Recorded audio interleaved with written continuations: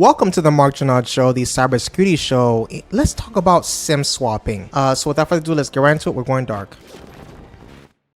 So first, what is a SIM card? To understand SIM swapping, you must first understand what a SIM card is.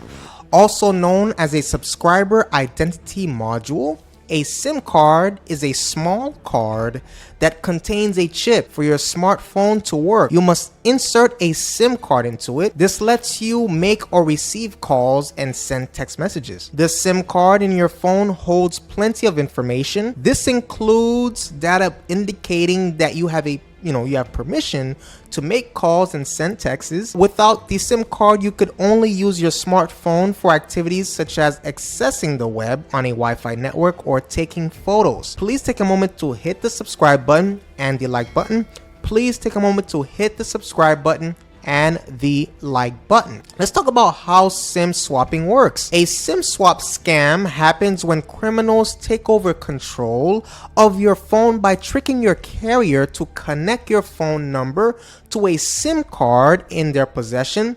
These scammers basically take over control of your mobile phone's number. To steal your number, scammers start by gathering as much personal information on you as they can find and then engaging in social engineering. First, the scammers call your mobile carrier, impersonating you and claiming to have lost or damaged your SIM card.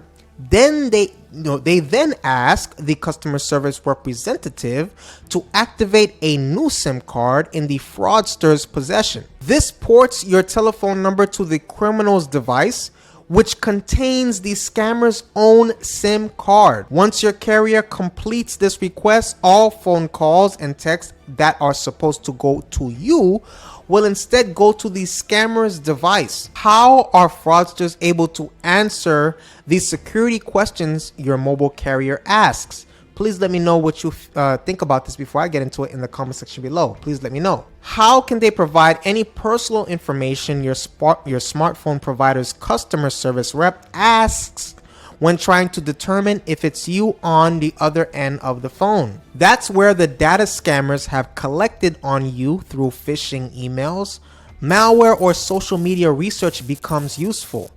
Scammers might send you an email claiming to be from your smartphone provider. This email might say that you need to click on a link to keep your account open. When you do, you're taken to a new page that asks you to provide personal information. What kind of cyber attack is that? Please let me know in the comment section below. Trivia: what kind of cyber attack is that? This includes your name, birth date, and passwords. Maybe the page even asks for your social security number. Once you fill this out and click send, you've given the scammers access to the information they need to trick your mobile phone carrier into a SIM swap scam. Other scammers trick you into clicking on email links that fill your computer with malware that records your keystrokes, including any passwords or security question answers you type. Again, this provides the fraudsters with the information they need to pull off a successful SIM swap. Fraudsters might also buy your personal and financial information on the dark web. This too would arm these con artists with the information they need to successfully work on their scam. Once scammers provide your smartphone provider with the information they've gotten from you or the dark web, they use it to convince your provider to switch your number to a new SIM card. So please let me know what you think about the SIM swap hacker technique in the comment section below.